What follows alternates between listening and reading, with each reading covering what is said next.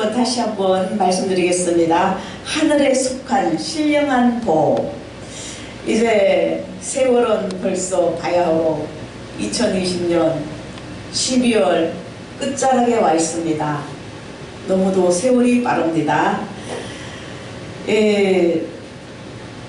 하나님께서는 우리에게 영육간에 정말로 축복 가운데 살게 해주셨어요. 근데 사람들이 그거를 못 받는단 말이에요. 하나님 주신 은혜와 축복을 받고 나누고 누리지를 못한다 이거예요. 왜? 하나님 뜻대로 살지 못하기 때문에. 하나님 말씀에 순종하며 하나님 뜻대로 살아보세요. 하나님께서는 기적의 하나님, 축복의 하나님, 은혜의 하나님, 사랑의 하나님, 놀라운 역사로 우리에게 어떤 때는 깜짝깜짝 놀랄 때가 많이 있습니다. 하늘나라는 체험하는 거죠. 우리가 주님을 만났기 때문에, 하나님을 체험했기 때문에 이렇게 지금 이 시점에까지 와 있는 것입니다. 아멘. 동서고금을 막론하고 우상숭배는 인간들의 복을 충족시키기 위해 발생했습니다. 우리나라의 기독교가 들어왔을 때 전통적인 무속신앙과 혼합되어 기복신앙으로 빠진 사람들이 많이 있었습니다. 아멘. 구약시대 유대인들이 우상숭배에 빠진 것도 기복신앙을 추구했기 때문입니다. 기복은 뭡니까? 잘 아시는 바대로 복을 비는 것, 내려주기를 기원하는 일, 기복신앙, 복을 기원함을 목적으로 믿는 미신적인 신앙을 말하는 겁니다. 하나님의 백성이 너무 기복신앙에 빠지면은 종교적인 혼합주의에 빠져 신앙의 순수성을 잃게 되는 겁니다. 예수님께서 이런 것을 방지하기 위해서 마태복음 6장 31절로 32절에 무엇을 먹을까? 무엇을 마실까? 무엇을 입을까? 하지 말라. 이는 다 이방인들이 구하는 것이라고 말씀하셨습니다. 성도나 하나님의 종이나 세상적인 복이 아니라 하늘의 신령한 복을 사모하며 그 복을 즐거워하며 살아야 합니다. 그러면은 신령한 복이 어떤 복인가? 함께 은혜를 나누어 보도록 하겠습니다. 자, 첫 번째, 하나님의 택하심. 하나님께서는 아브라함에게 너는 복의 근원이 될지라 이렇게 약속을 해주셨습니다. 창세기 12장 2절에 이 약속은 하나님께서 아브라함을 택하신 사실에 근거합니다. 하나님께서는 아브라함을 아무런 조건 없이 택하신 사실 그 자체가 아브라함에게는 복입니다. 오늘날 우리에게 하나님께서는 조건 없이 우리를 택해 주신 이 자체가 어마어마한 영원 무궁한 복입니다. 우리는 천국을 소유하고 있잖아요. 하늘나라를 향해서 달려가고 있잖아요. 네?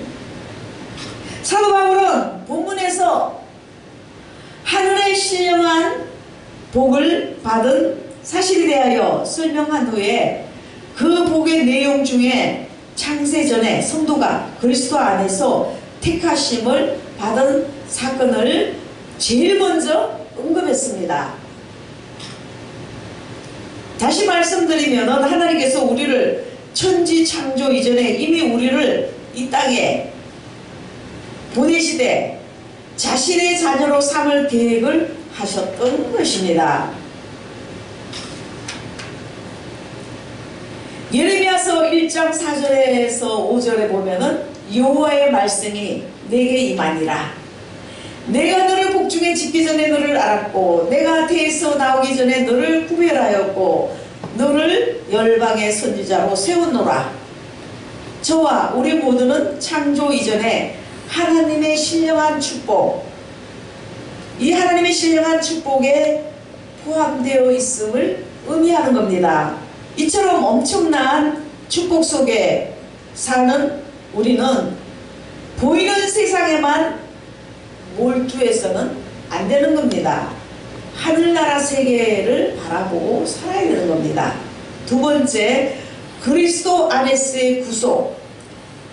하나님의 택함을 받은 자는 반드시 예수님을 믿게 되어 있습니다.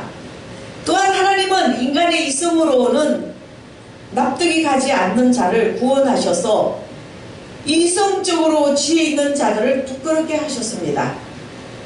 이러므로 사도 바울은 십자가의 도가 멸망하는 자들에게는 미련한 것이요 구원을 얻는 우리에게는 하나님의 능력이라고 선언했습니다. 이러한 믿음이 우리 자신의 결단에서 나온 것이 아니라 오직 하나님의 은혜로 주어진 선물입니다. 아멘. 할렐루야. 아멘. 아멘. 세 번째, 성령으로 인치심. 우리는 하나님께서 성령으로 인쳐 주셨습니다. 마지막 심판 때에는 두 종류의 인을 받는 사람으로 구별될 겁니다. 어떤 사람은 짐승의 인을 받아 지옥의 형벌에 빠지는 반면에 어떤 사람은 성령의 인을 받아 하나님의 나라를 상속받게 되는 겁니다. 성령의 인은 하나님의 자녀된 증거로 영광에 들어갈 수 있는 보증입니다. 그래서 사도 바울은 그리스도의 영이 없는 사람은 그리스도의 사람이 아니라 로마서 8장 9절에 말씀하고 있습니다. 또 성령께서 우리가 하나님의 자녀인 것을 증거하신다고 가르쳤습니다. 그러기 때문에 성령의 사역을 무시하면 구원에서 제외되는 겁니다. 항상 성령을 따라 기도하고 항상 성령을 따라 우리가 나가야 되는 겁니다. 육신의 생각은 멸망이에요. 사망이에요. 성령의 역사, 성령의 생각, 성령의 역사는 생명입니다. 생명과 구원입니다. 성령님의 인도와 성령을 쫓아 행해야 되는 겁니다. 실상 우리는 참으로 엄청난 신령한 복을 받은 사람들입니다. 이 은혜를 가볍게 여기지 말고 귀하게 여기고 배은망덕한 죄를 범하지 아니하도록 영원토록 감사하는 마음을 가져야 하겠습니다. 아멘. 할렐루야. 아멘. 이스라엘 백성은 하나님께서 아브라함에게 약속하셨던 사실을 모세를 통해 성취시키기 위해 출애굽시켰음에도 불구하고 하나님의 은혜를 망각하고 잠시 당하는 고난으로 인해 하나님과 지도자 모세를 끊임없이 원망했습니다. 이 이스라엘 백성들은 하나님의 신령한 복을 무시했기 때문에 강야에서 죽임을 당했던 것입니다. 적과 꿀이 흐르는 가나안 땅에는 누가 들어갔습니까? 그 이세들이 들어간 겁니다. 여호수아와 갈렙과 이세들이 적과 꿀이 흐르는 가나안 땅에 들어갔던 것입니다. 우리는 그들에게 이루어진 사실을 거울 삼아 고난 가운데도 하나님을 의지하며 항상 신령한 복을 사모하는 자리로 나가야 할 것입니다. 아멘. 할렐루야. 오늘 귀한 이 축복 가운데 거하시고 항상 하늘의 신령한 축복 속에 거하시고 늘 주님을 믿으며 의지하며 늘 성령의 충만함으로 유지하며 기도에 힘쓰며 전도에 힘쓰며 늘 내 자신을 쳐서 죽이고 복종시키며 사도 바울처럼 매일 죽는 작업과 늘 하나님 나라를 바라보고 예수 그리스도의 십자가 보혈의 피 십자가 그것을 늘 생각하며 나가는 우리 모두가 되시기를 예수님의 이름으로 축원드립니다. 아멘. 아멘. 할렐루야. 감사합니다.